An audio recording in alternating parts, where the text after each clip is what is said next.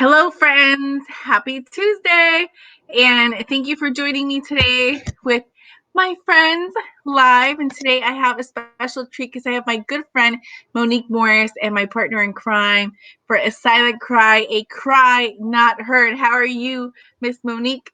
I'm doing great. How you doing, Carmen? It's so good to see you. I have to I come all am. the way to Daytona. I know. I'm so delighted to see you. I feel like the last time we sat down and talked had to be like June of last year. Oh yeah, it's been a long time, but I'm so happy to see you tonight. Oh my gosh, I'm so excited to see you. I absolutely love Miss Monique. And just to give you some history, Miss Monique and I both were, well, she is still, but I've now moved to the Volusia County area, but both were very active in the Apopka area. We were active in our Chamber of Commerce. We were active in our churches. We were both, I mean, I feel like we had a lot in common, but for some reason, every single time that we were in the room, it was just like a, hey, how are you? We definitely knew each other where we said hello. We were very pleasant to each other, but we never really spoke. We worked on Yes, some that's right. campaigns together, and I thought the world of you just because I know you're an amazing woman, and I'm sure you thought the world of me. Oh yes, I did. I But we did. but we never had the opportunity to sit down. And by chance, we were working. We had an appointed official for Orange County Commission when Brian Nelson went on to be our mayor of the city of Apopka, and Rod Love was appointed as commissioner. And during the 8 months that he was in that appointed seat, he rocked and rolled. I mean, I don't think Yes. any other commissioner had He done did what a he did. lot. Hey, listen, Commissioner Love did a lot of work during the short time he was there. I think he was what, 6 months or something? I think it was 8 months Oh, from eight start months. to Yeah. finish. Yeah, he It was amazing, and during that during his time that he was in that role, Monique and I both participated in the Engaging Men, Advancing Women series with him and Greg Jackson, and it was we were on stage 3 times. One talking about business, another one women's issues. There was another man's event, but we had actually never sat down because if you know Monique and I, we don't sit down. I We hustle. know. We hustle. So if we're at an event, we're helping, we're doing, we're definitely doers, we're definitely servants. And it was an expunge event, Yeah, correct? expungement workshop Right. at the And top. I was there to translate, and Monique was there to do some stuff on the front end of that event. And we got there, and there was more than enough people doing, and the Lord set our behinds down to talk for the first time, just casual conversation. And I had recently, at the time, recently been separated under a year, and everyone knew that I had been separated, but not really for the reasons why.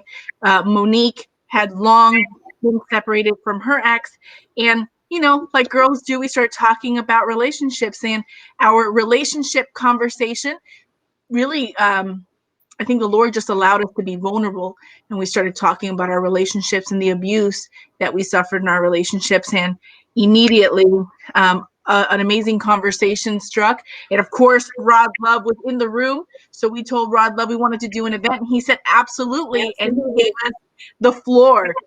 Do what And you got he, to do. and he And set it up for us. He set it up for us, did all our marketing for us and everything. So it was great. I know it was nobody but God that put us together, Carmen. So yes, yes, ma'am. And it was a journey because it took us a couple of months before that event actually took place. We didn't do it for the month of domestic violence because we were a little late to do that. So it wasn't in October. It was actually at the end of November. So you and I, um, we had done a lot of events, but we had not put one on like this that was so personal. We did a lot of marketing and a lot of talking about it on the radio and other things. And we did a lot of talking on the phone. Monique and I would definitely say bonded during that yes, time. we did. Yeah. Lots of tears, lots of tears. Oh, Poor yeah. Monique.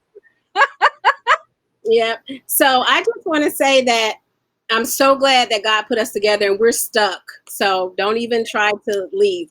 We're stuck together. But what we're talking about is what happened to us. We're not professionals. We're talking about from experience. We're not professionals in the realm of domestic violence. But as we continue to work with people and work with issues, that we're learning so much more about domestic violence. It may not be happening in your home, but it's happening somewhere. And that's why we call it a silent cry, a cry not heard, because when it was happening to me, I never told anyone. I didn't tell my parents. I didn't tell my brother, because I know my brothers probably would have done something really, really bad to my husband. And I'm not here to hurt any feelings. I'm just talking to you about what happened to me and how we can help others. I'm at a point that I'm delivered. I'm over it. I'm happy. God has blessed me. I'm a survivor. So we're here to just help others. Right. And that was something that you and I had in common. We had both already been down that path of forgiveness of the men that were in our lives that harmed us in a physical way. But we were really kind of looking still for, I would say you were probably more on the healed side than I was. This was the first time that I had the opportunity to talk about my experience in public. And to be really honest, when I go back and watch that video, it is still very emotional for me, because it was a very emotional day for me to talk about it.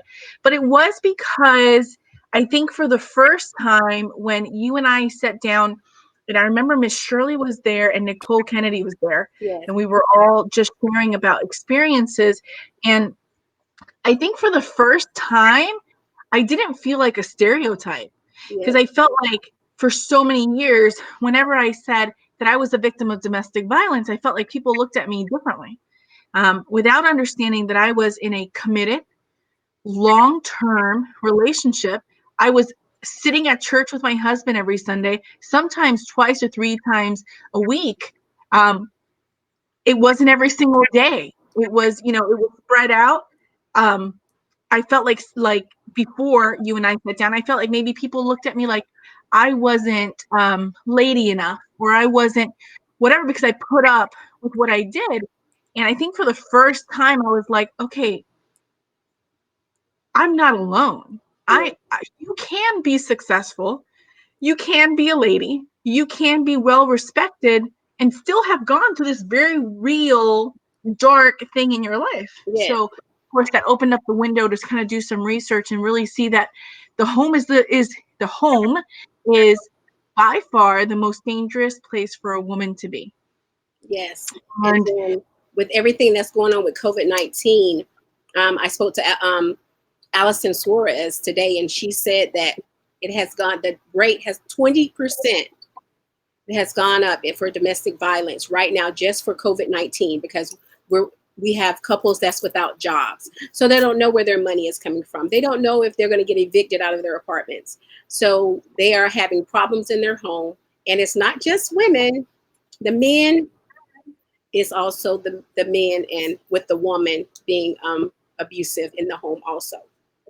Monique, when you think of the topic of domestic violence, what do you think is the number one issue today from your perspective, and the access to the resources that you have? What do you think is the number one issue? Do you think it's education? Do you think it's lack of communication about it? What do you think? I definitely think it's lack of communication. And I think no one wants to tell anyone because they don't want to be looked at as, oh, the person. I don't want people to look at me differently. And that was my problem. I didn't tell anyone because they were like, you, Monique, you're always smiling. You're always helping people. You're always, so friendly. And that's happening to you in your home. Yes, those things were happening to me in my home. Did my husband love me? He probably did. But there were other factors that was having him to abuse me. And I didn't tell anybody. So definitely it's a silent cry. So I think people don't want to tell. They don't want to tell, but you must tell. You have to get out of a situation because love doesn't hurt. So you don't have anyone telling you that they love you and they want to hurt you. Absolutely. And I think like for me, a lot of the times I felt love bombed, which I know now that that's what it was. But, he would tell me, no one's going to love you like I love you. He would fill Yeah. my office with flowers. He would take me on lavish vacations. If he purchased something for me, he would make me post it on Facebook so that everybody knew like that I was happy to have something. And I felt like if I would have yelled it out, Mm-hmm. people would have been like, are you kidding me? That guy Exactly. is amazing. She's the luckiest girl on earth. And a lot of times, a lot of people would tell me, you're pretty lucky. You're lucky. So I would sit here and I'd go, you know what? He's always with me. He doesn't drink. He doesn't do drugs. And on occasion, when he's upset, he hits me, but it's not all the time. It's not the stereotype that you see every single day on TV. Apparently, Bursa knows that I need a hug when I talk about this. Yes, most definitely. So that's why every day that I could never imagine being a successful educator, being with kids every day, having my own kids, which were all males, to continue to live that way. Right. So I had to prepare myself.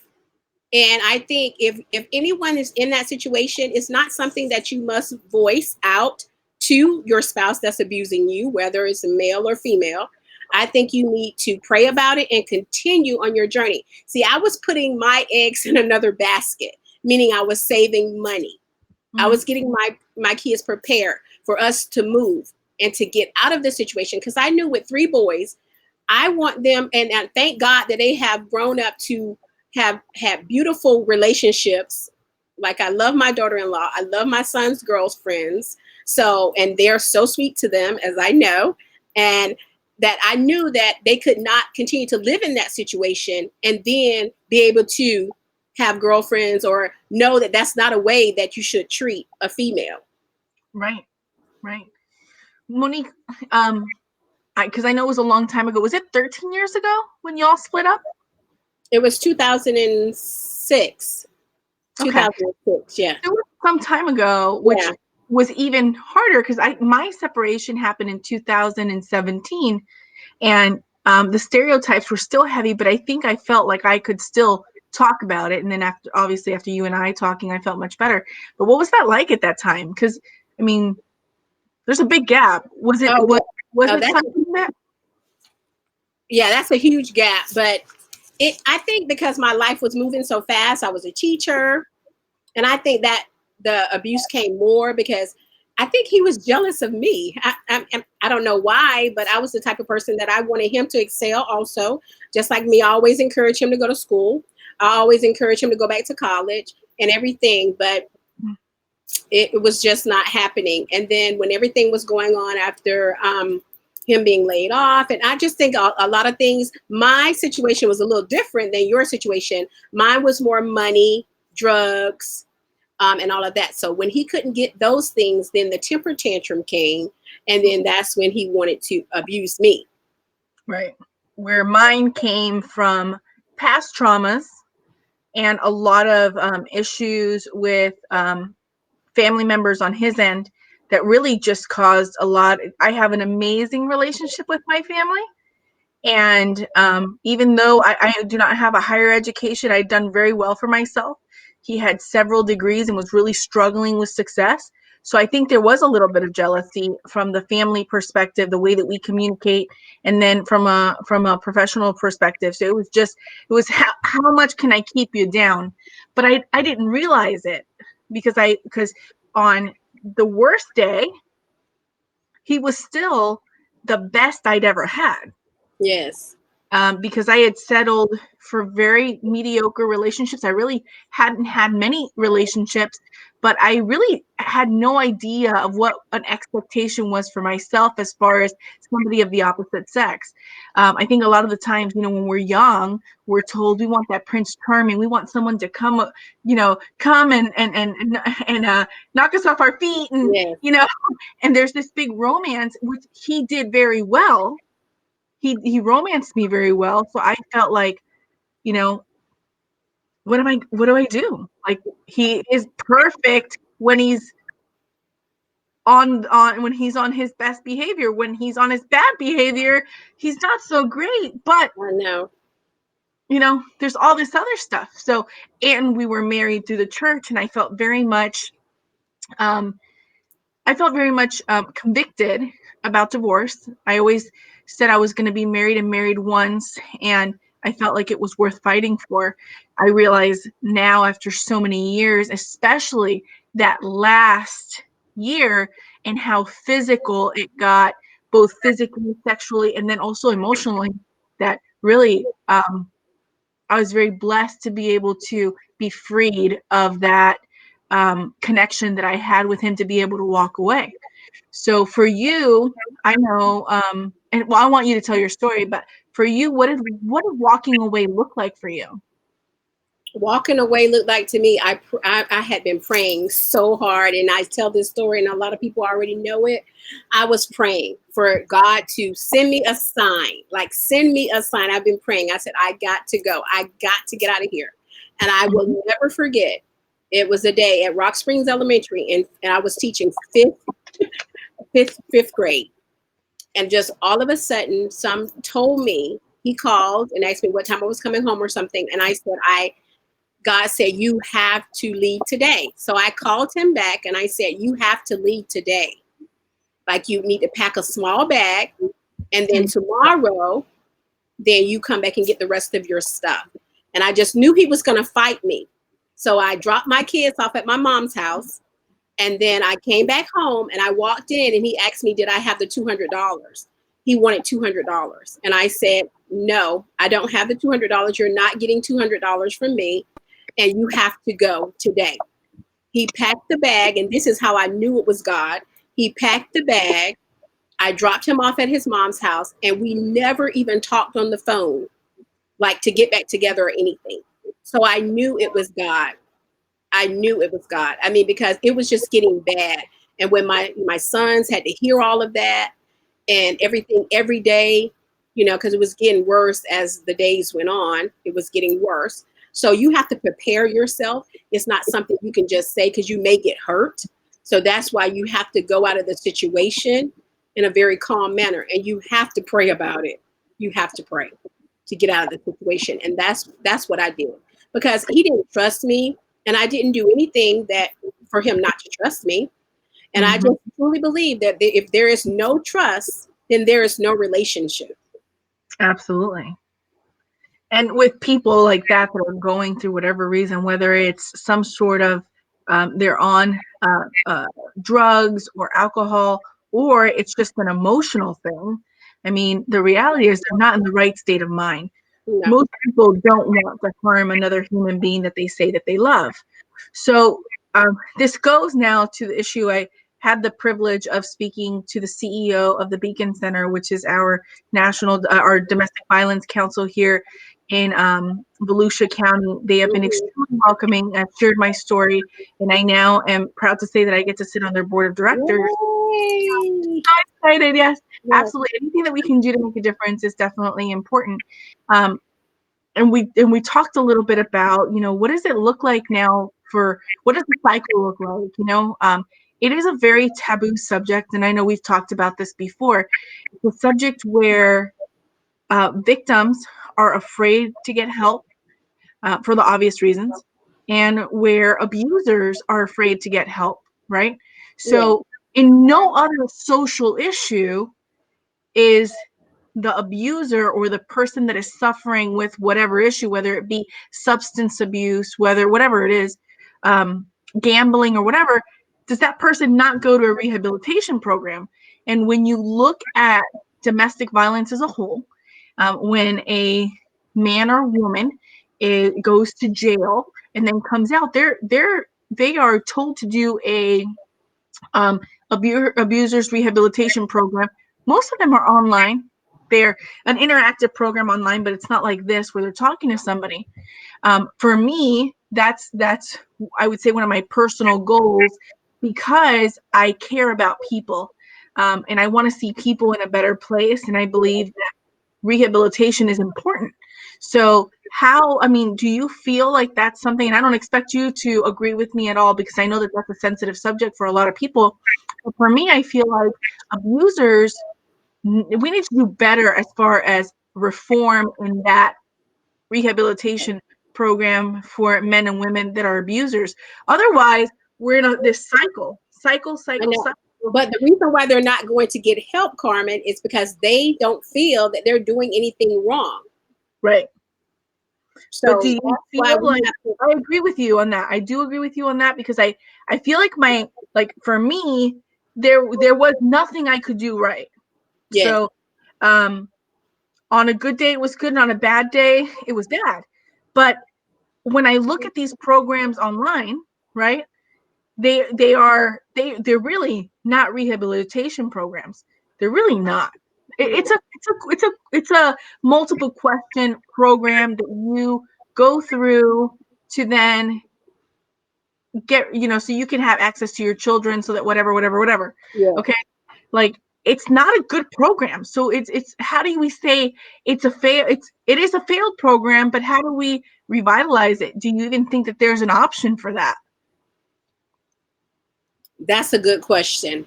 And we need to really think about that more. I know we focus on the victim, and then we don't really look at the abuser a lot. And they also need help too. Absolutely. Because I can say that my ex-husband probably did not go and get any help when he knew that's a problem. And what about your ex? No. And he's engaged and having and there's a future for him with another young lady, and there is children involved, and there's a child on the way. So it is scary to think that it's going to be different behavior simply because it's a different human. So maybe that reform should come if they go to jail and they're put in jail, that there is some type of program that they have to, some diversion program that they have to go through before they can, if they're put on probation, or some of them are just let out and now they're back out, they're looking for their spouse or their girlfriend, they're looking for them. And it repeats. I always say a leopard does not change its stripes. It only is dormant for a little while, and it's going to come back. Right. So I know when you and I did a silent cry not heard, shortly after that event, there was a young lady and a man that were in the audience, and they reached out to me. So her abuser was in the audience with her, and then she reached out to me. It was the first time that he was arrested, and the abuse had gone on for a while. So it was interesting that he took her to the event. But he took her to the event, and she contacted me afterwards. He went to jail for the first time, and his bail was $75.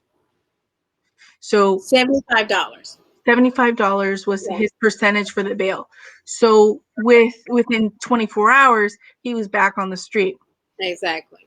And after that event, we hid her car in the back of my house, and she was in my house for, I can't remember how long, about 3 months, because it hit right over the holidays and the shelters were maxed out.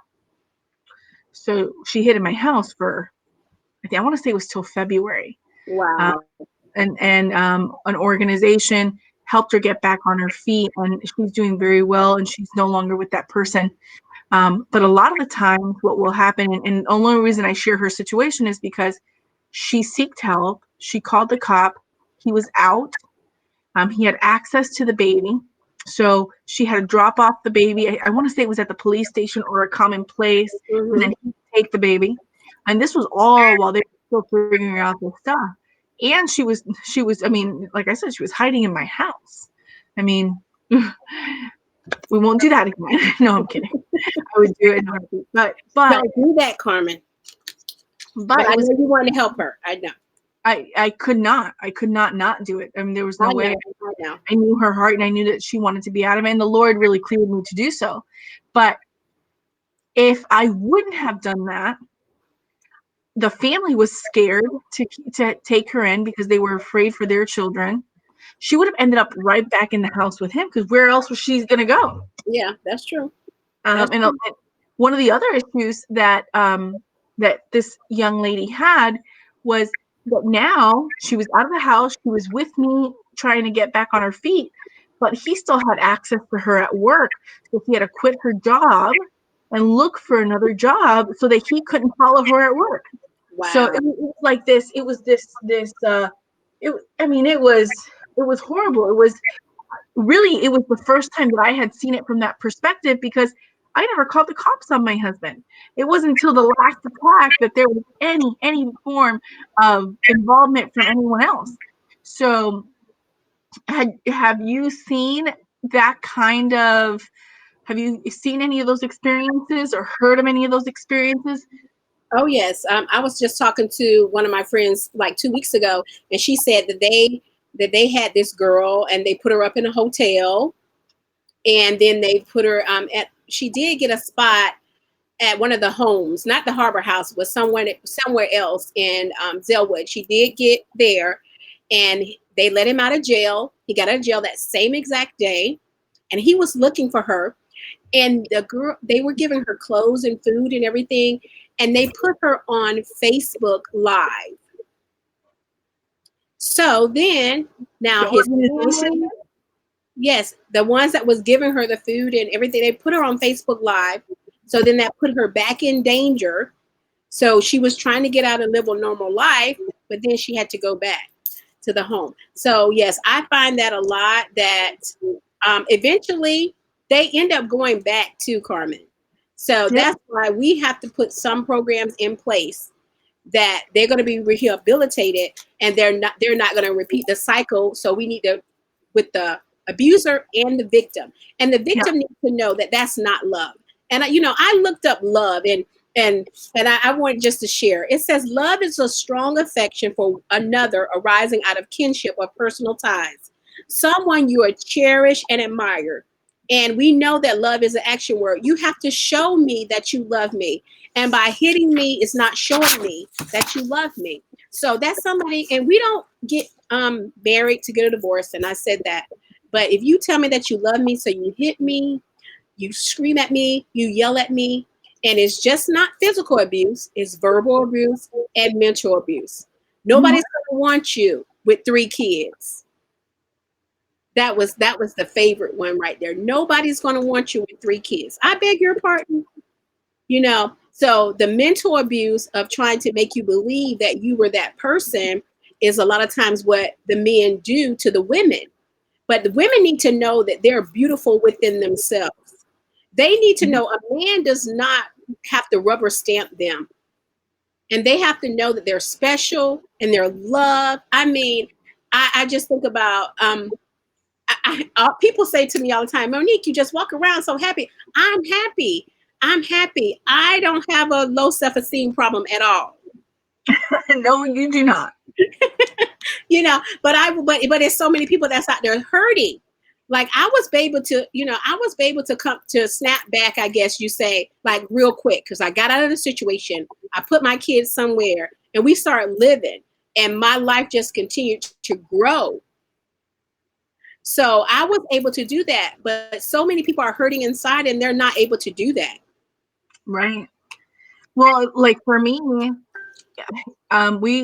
were together 2009, and we didn't separate until 2017, but we had breaks in between, about 4 of them, where I finally thought I had one foot out. But I definitely just had one foot out. A couple of times where he left, and then one time where I left, and Hmm. I thought that I was out that the time before the last. I really thought I was out, and some other people got involved, unfortunately. And I came back in because I started feeling unsafe. It was definitely a situation I think that he manipulated, to make me feel like, you're the safest with me. So I ended up back in. But a lot of the times I felt super convicted because I am a Christian girl. Yes. So I believe in the covenant of marriage. I believe that marriage is forever. And I felt like I was going to be I felt failed if I didn't work at it. I Hmm. felt failed if I denied him in any way, of the ability to be with me when he wanted to. I felt like I was the one that was going to continue to walk away. In fact, a lot of the times, most of the time in our I would say the first 3 quarters of our marriage, I never said I wanted a divorce. Never.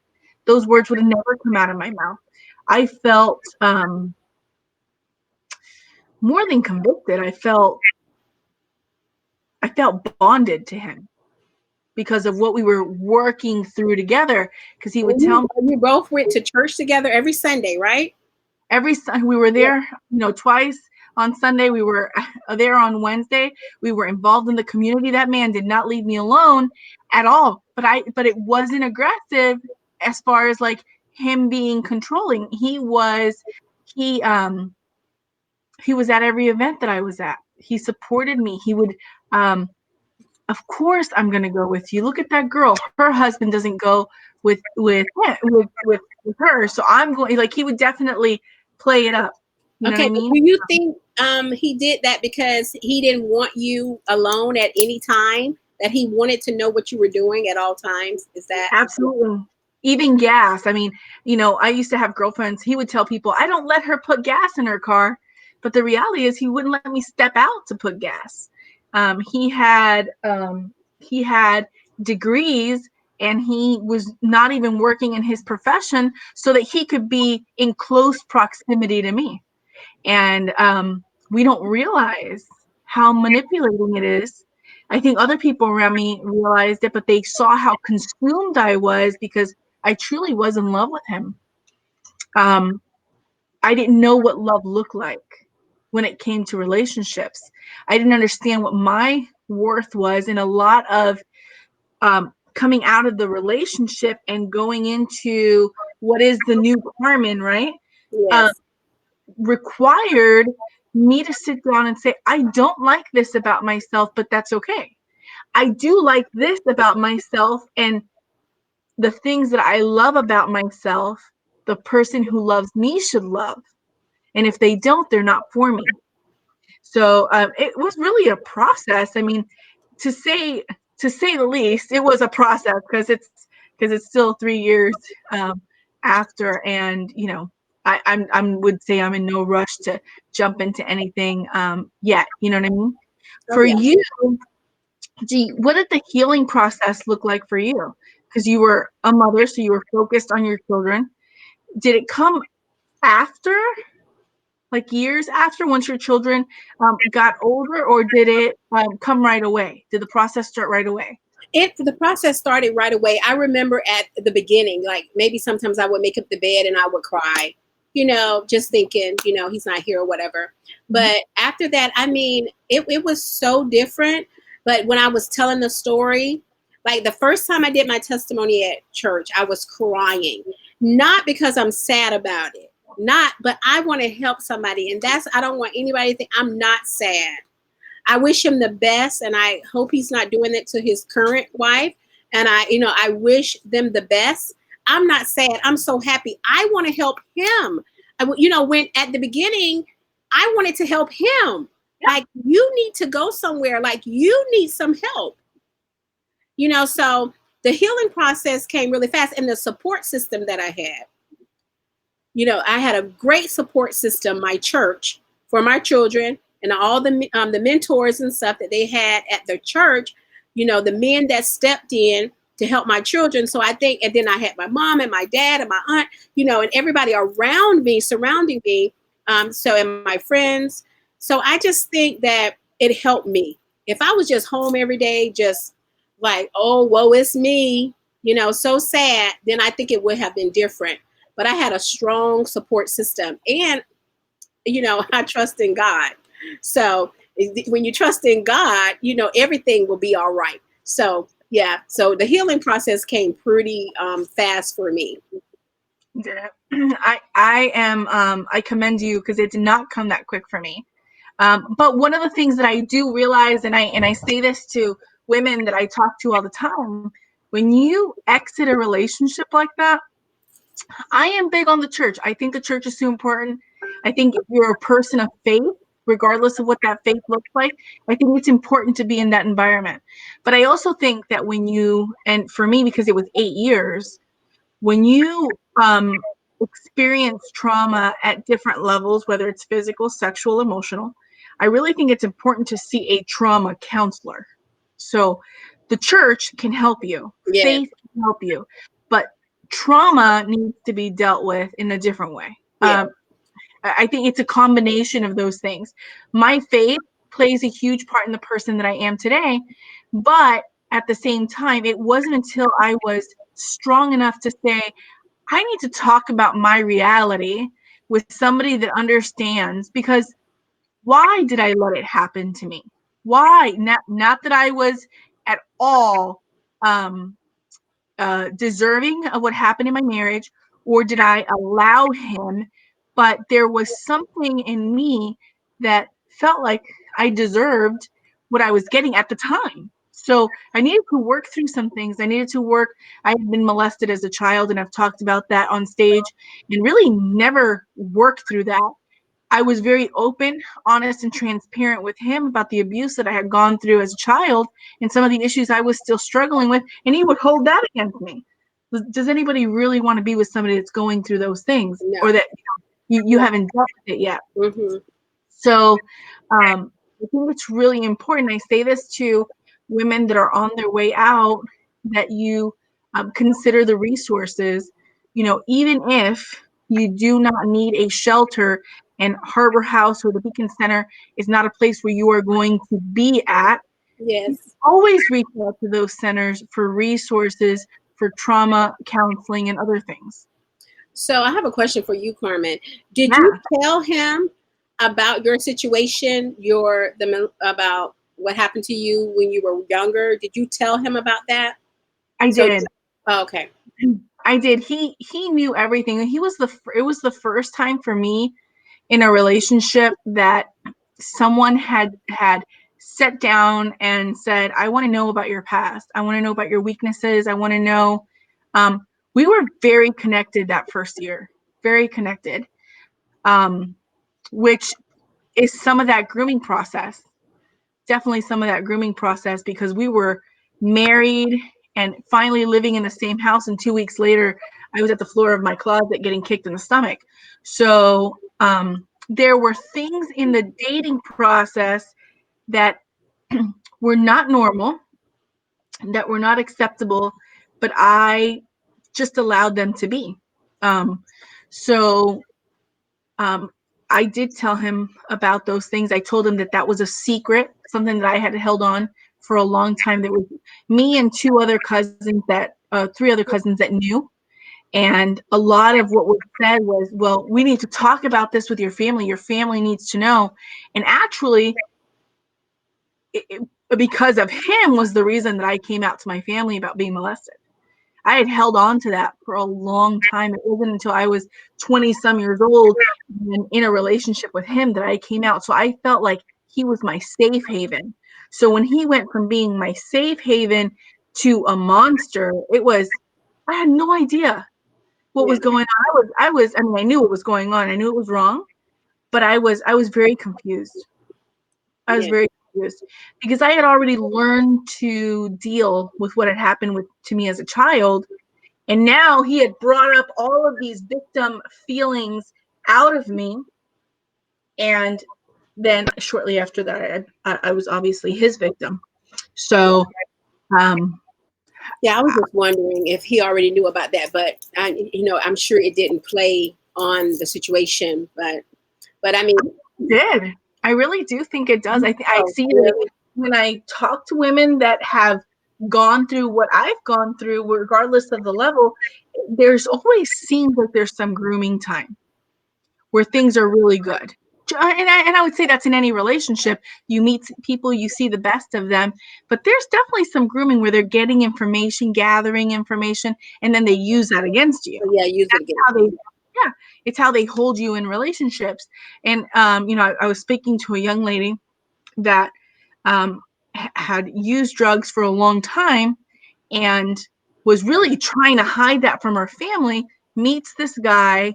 He helps her get out of drugs temporarily, and um, starts to hold it against her, starts to use it against her as far as family. And then little by little he's the one that's now suddenly giving her drugs Oh and wow. holding her so I think every situation is different, but All that to say that when you do go through a situation that is violent of any sort, regardless of it being physical, sexual, or emotional, and emotional is one that we don't talk about enough, you should receive some sort of counseling. And I Yes. think a lot of times men do not speak up about emotional abuse because they think they have to be tough. But there are a lot of men going through emotionally abusive relationships that just aren't speaking. And then the ones that are going through physical abuse and all that other stuff. If I remember correctly, it says that 85% of domestic violence victims are women. Yes. So that percentage, it seems low considering some of the stories that we hear. 85%. And if we look at those numbers, we know that it's higher than what we're actually reporting because Yes. we know that you never called the cops and we know that I didn't That's either. right. Exactly. So you know that it's happening. And Mm-hmm. as I mentioned earlier, like since the COVID-19 is going on, it's gone up 20% higher. The Mm-hmm. domestic violence is going on in the home. But those small things that we have to watch, and everyone that's watching today, you have to watch those. I can't live without you.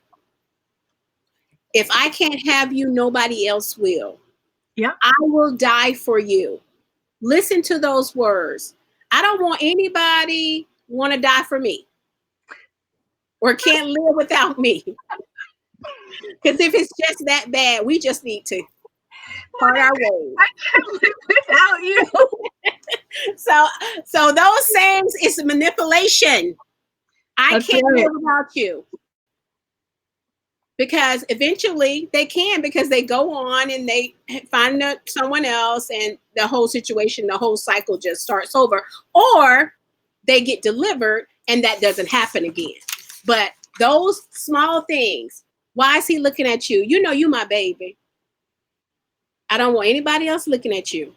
Listen, if a man and a woman is walking down the sidewalk and you see a beautiful girl or a nice looking guy, it is okay.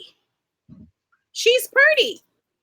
He's handsome. It's okay. You're with that person, but saying you can't look, those little that's verbal abuse. Right. You can't look out the corner of your eye. You can't look to the right. You can't look to the left. You have to stay focused. Just only look at me. Mm-hmm. And we have Yep. to watch those words, because those small words, verbal words, then become physical words later. Mm-hmm. And we have to watch that. And even when we did our event, Greg Jackson told a story about a young lady who was very jealous. Oh She yeah. was very jealous, and she ended up killing her boyfriend, stabbed him to death. This was Mm-hmm. on the college campus. But you and I have talked about how sometimes you see things when you're in high school and college and you really don't say anything. And the numbers, I think it's like 5 or 6 out of 10. I go back to women, but it's not all women.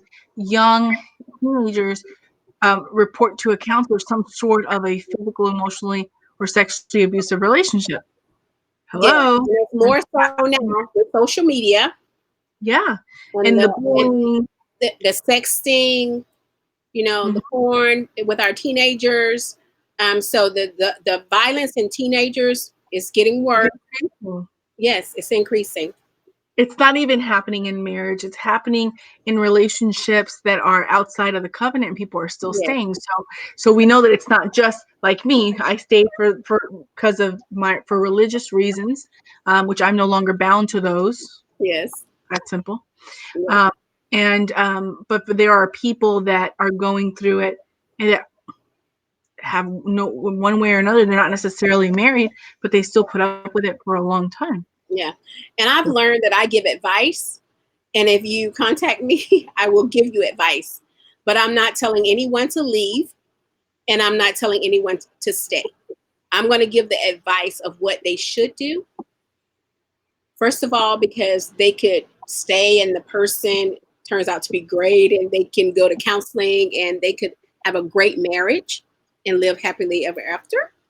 Or they can leave and they're miserable because they really want to be with that person.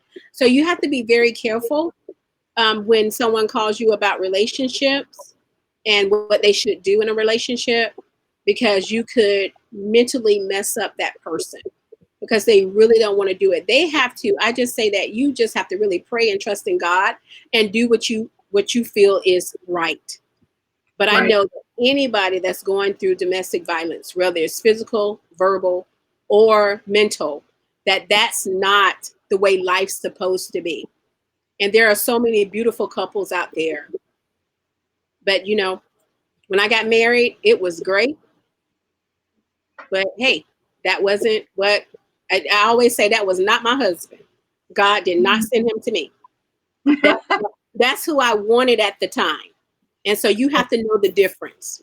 If God sends you the man, or if you just want the man at that time.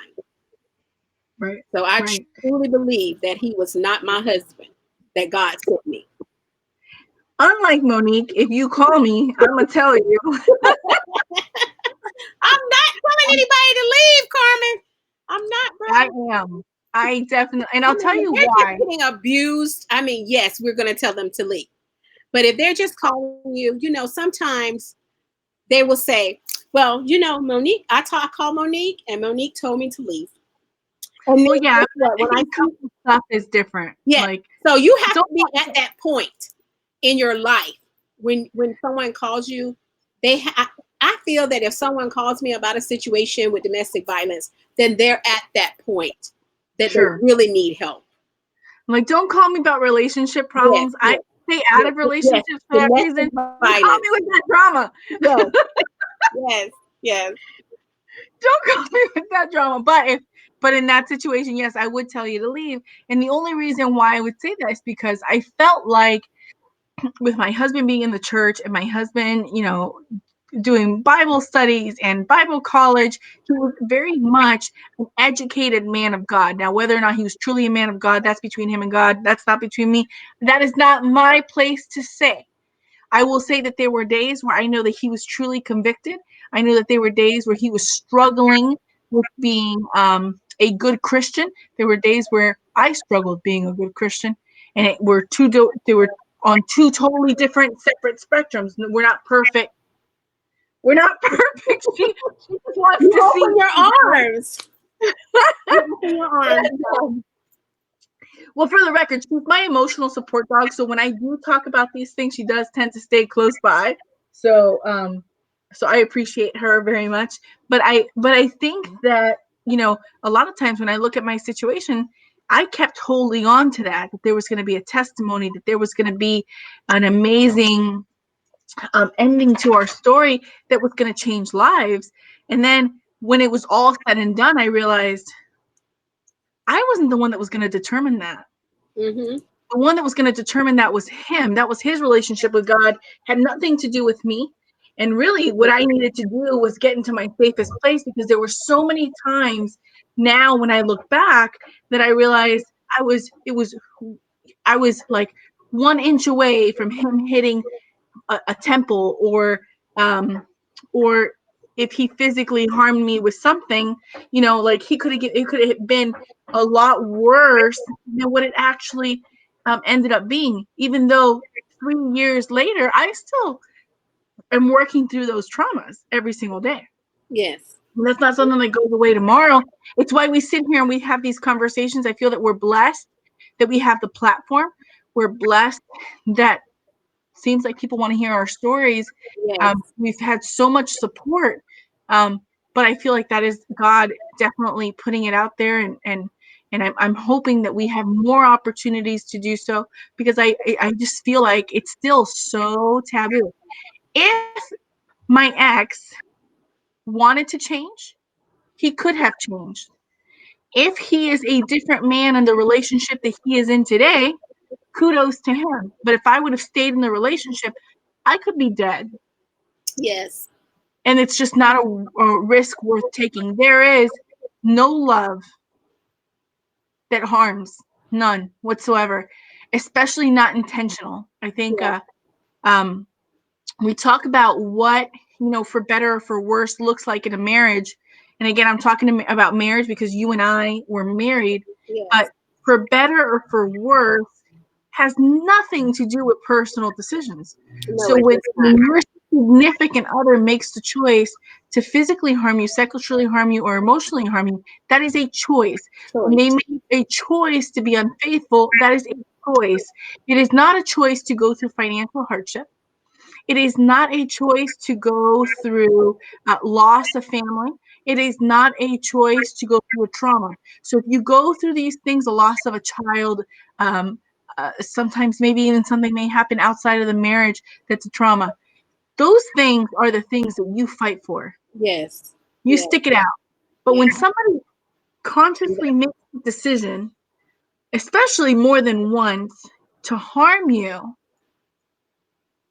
they are telling you that they don't love you. Yes, yes. And that's the worst. It's like the bills, the financial difficulties, the loss of a loved one. That's the worst. Or sickness when they talk about better or worse.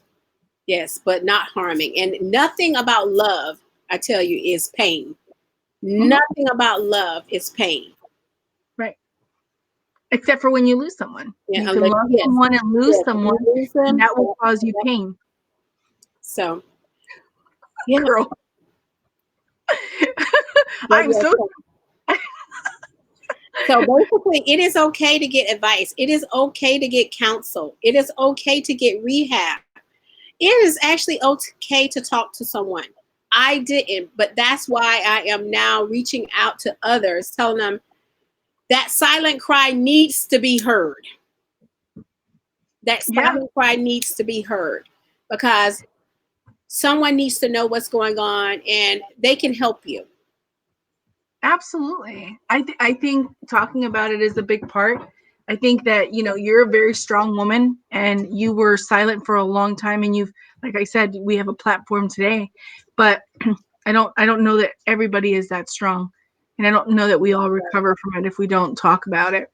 Monique, before we head out, I think we're just under the hour, but is there something like that you through this journey like want to share with people, something that we haven't talked about that you want to talk about? I'm happy to go all night. No, I just want to help someone else be impactful. I'm I'm the kind of person, whether it's talking about domestic violence, whether it's helping someone in the community, I say I have the I can't help it. I can't help it. I can't help but to serve. I can't help but to help someone. I can't help to reach out to others. I don't Yeah, have a lot, but I thank God for what I have, and He continues to bless me. I mean, my family, my church family, my sorority, I mean, my friends, and thank God for you, Carmen. But anyone can reach out to me for anything. I just have I can't help it. And like I have the sign on my wall in my bedroom that when I stand before God at the end of my journey, I want Him to be able to say that, Monique, you use every talent that I gave you. And I truly believe that I'm living out my purpose that God has prepared for me. You have to know your purpose. You have to know it. I listen. I if I had to name someone that I felt was living God's purpose, I would definitely say it was you. And I Thank feel you. inspired by you every single day. I miss you like crazy. Um, it's always sad to me that you and I connected on my tail end of my time in I Apopka, but know. I the know. time that we were together was very impactful. It was a time where I grew a lot. Again, you inspired me a lot, and I try and really make a habit of like surrounding myself with women that breathe life into me, that teach me something new, that make me better. And I definitely feel that you're one of those women. I could not have walked this journey of talking about my story with my shoulders back and my head up high if it wasn't for you. And I Oh, truly thank you. believe that we're going to make a difference together and in our individual walks. So know that you did a big part. You played a big part in that. I mean, even the Thank you. coaching. I mean, like I said, our first conversation on stage, you had already done this and you were so much more confident than me. And on a side note, I was supposed to be second in line, and they called me up first. I don't know what happened. They changed that up or something. I don't know. But it was great. So, but I did talk to Allison Suarez today from the Harbor House of Central Florida. And she wants anyone that needs to reach out, wants to reach out. Her cell phone number is 321 301 3391. 321 301 3391. She's the advocate for the Harbor House of Central Florida. She is stationed at the Apopka Police Department, and that's where she is for anyone that's dealing with anything. She said if you don't want to call the police department, you don't want to deal with the police, call her on her cell phone. She will help you because she wants to help others out there, and she wants to make sure that everybody is safe, especially during this quarantine of the COVID-19. Yeah. If you want to give out your beacon, do you have your information for? Absolutely. So if you are in the Orange County area, you would reach out to Harbor House, the information that Monique just provided. But if you're in the Volusia County area, the Beacon Center here in Daytona Beach is the center that you want to be in contact with. They are the only certified center here in Volusia County.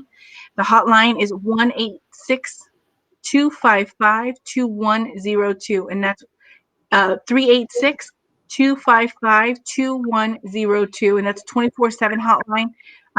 They are an amazing center. I've had the privilege again of walking through and getting getting the opportunity to see what's happening there, work with the administration. They're amazing, and they're here to help you. And I think if you see something, you say something. So if you see a woman or a man that's going through something, hand them the number. Hand them my information, Miss Monique's information. We want to help you. We want to make sure that people are okay. You don't have to walk it alone. It doesn't have to be silent. So I just appreciate you, Monique. I think we should do these more often and talk about things.